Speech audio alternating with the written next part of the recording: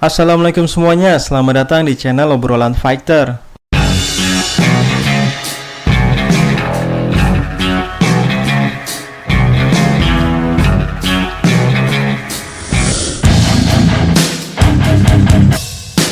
ini gue mau obrolin berita-berita hangat seputar UFC. Dan langsung aja, ini kabar pertamanya. TJ Dillashaw mundur dari pertarungan. Penantian untuk melihat TJ Dillashaw comeback semakin lama. Pasalnya, mantan juara kelas bantamweight 2 kali itu, yang 9 Mei ini bertarung melawan Cory Sandhagen, dikabarkan batal bertarung. Disebabkan TJ Dillashaw mengalami luka di atas matanya saat sesi latihan. TJ Dillashaw sebenarnya dia ingin tetap melanjutkan pertarungan, namun sang dokter tidak mengizinkannya. Akun Twitter Contreras Legaspi adalah yang pertama kali mengumumkan bahwa TJ Dillashaw cedera. Dalam Instagramnya, TJ Dillashaw mengatakan, "Saya sedih untuk mengatakan bahwa saya harus mundur dari pertarungan saya pada 9 Mei nanti, karena luka yang saya terima di kepala saat latihan." Buat para pecinta UFC era lama, pasti kangen sama aksi brutal dari TJ Dillashaw, di mana dulu TJ Dillashaw membuat stres Cody Garbrandt. Pasalnya, Cody Garbrandt sudah 2 kali bertarung dengan TJ Dillashaw. Tapi dalam 2 pertarungan itu, Cody tidak sanggup mengalahkannya. Lebih mirisnya lagi, Cody Garbrandt kalah via KO dan TKO hanya dalam 1 atau 2 ronde saja. Sedangkan Cory Sandhagen di pertarungan terakhirnya membuat decak kagum para fans karena telah meng-KO mantan juara kelas lightweight, yaitu Frankie Edgar, dengan fight yang sangat amat keren dan kemungkinan menjadi kandidat knockout terbaik tahun 2021. Kabar selanjutnya dari Khamzat Chimaev dan Nick Diaz. Rencana comeback Nick Diaz beberapa hari ini santer terdengar setelah Presiden UFC Dana White mengonfirmasi sendiri bahwa petarung veteran yaitu Nick Diaz akan berbincang dengan pihak UFC mengenai rencananya untuk kembali. Para penggemar akhirnya pun mulai menebak-nebak siapa lawan yang bakal dihadapi Nick Diaz. Ada satu nama yang sering kali mencuat, yakni Khamzat Chimaev. Setelah sebelumnya Rizky Mo sempat menanyakan kepada bos UFC bahwa apakah Nick Diaz akan berhadapan dengan Khamzat Chimaev, rumor mulai beredar kalau sang mantan juara welterweight Strikeforce bakal menghadapi prospek bersinar dari ceknya dalam waktu dekat, dan nampaknya rumor tersebut mungkin saja menjadi kenyataan. Chris Taylor, salah satu jurnalis paling senior di MMA yang bekerja untuk BJPen.com, melaporkan bahwa dari sumber yang ia dapat, Nick Diaz telah ditawari Khamzat Chimaev oleh pihak UFC sebagai lawannya di oktagon nanti. Menurut laporannya juga, belum ada yang deal sejauh ini, tapi memang tawarannya telah dikirim kepada Nick Diaz.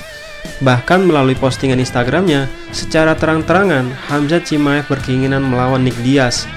Gue jadi ingat cuitan Khamzat Chimaev tahun kemarin yang berkeinginan melawan 3 fighter senior, yaitu melawan Demian Maia, Nate Diaz, dan Nick Diaz dalam satu malam.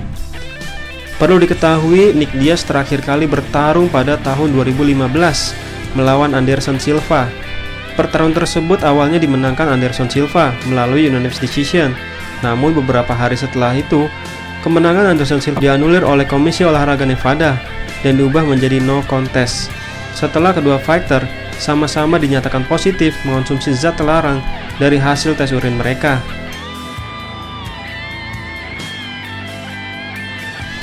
Lalu kabar selanjutnya, UFC 261 kemarin awalnya diprediksi akan memecahkan rekor pay-per-view sebelumnya, yaitu 1,3 juta pay-per-view, yaitu saat UFC 251. Apalagi di UFC 261 ada 3 perebutan sabuk. Namun ternyata jurnalis di bidang olahraga yaitu John Oran mengumumkan bahwa penjualan pay-per-view UFC 261 terjual hanya 700.000 pembelian. Lalu kabar selanjutnya, ngomong-ngomong soal pay-per-view, ternyata ada kabar bahwa Disney sebagai pemilik saham Fox Sports secara resmi menutup 18 channel TV yang berbasis di Asia Tenggara termasuk Indonesia. termasuk channel kesayangan fans UFC yaitu Fox Sports Asia. Jujur menurut gue ini adalah kabar buruk. Pasalnya, kita tidak akan lagi bisa nonton UFC di channel TV olahraga. Awalnya memang Asia termasuk beruntung dibanding Amerika dan Eropa. Sebab di Amerika dan Eropa, kalau mau nonton UFC berangka, maka harus bayar $50. Sedangkan di Asia, cukup berlangganan platform yang ada Fox Sport-nya. Selama ini kita bisa nonton Fox Sport di video.com dan IndiHome. Kemungkinan besar, fans kalau mau nonton harus berlangganan UFC Fight Pass untuk bisa menonton semua event UFC. Dan lebih gak enak lagi, bahwa UFC Fight Pass kita masih bisa nonton UFC Fight Night. Tapi kalau mau nonton UFC berangka, maka ya harus bayar lagi, yaitu sekitar $50 atau kalau dirupiahkan sekitar Rp700.000 untuk satu event saja. Nah, ngomongin soal UFC 261, seperti apa yang ramai diperbincangkan, bahwa kemenangan spektakuler Usman atas Masvidal kemarin membuat Kamaru Usman sangat layak menjadi ranking pertama pound for pound. Sebab dengan banyak hal yang membuat Kamaru Usman layak menjadi number one pound for pound, diantaranya rekor win streak yaitu 14 kali menang beruntun di UFC, tak terkalahkan di UFC, dominan di kelas welterweight, hampir semua 10 top contender kelas welterweight dibabat habis, telah mempertahankan gelarnya sebanyak 4 kali dan masih banyak lagi. Ditambah lagi, memang pihak UFC sedang berselisih paham dengan Jon Jones.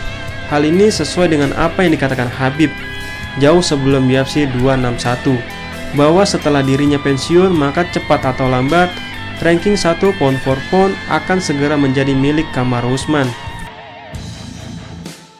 Kamaru Usman tidak menyebut dirinya yang terbaik sepanjang masa, tapi yang terbaik untuk saat ini.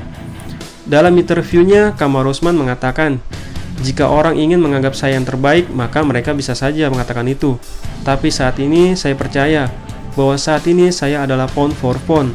Saya adalah fighter terbaik di planet ini untuk saat ini. Menurut kalian, apakah Kamaru Usman layak menjadi ranking 1 pound for pound? Dan kabar mana yang paling menjadi sorotan kalian? Kalau gue sih masalah hak siar UFC. Silahkan tulis di kolom komentar dan jangan lupa like and subscribe obrolan fighter. Terima kasih.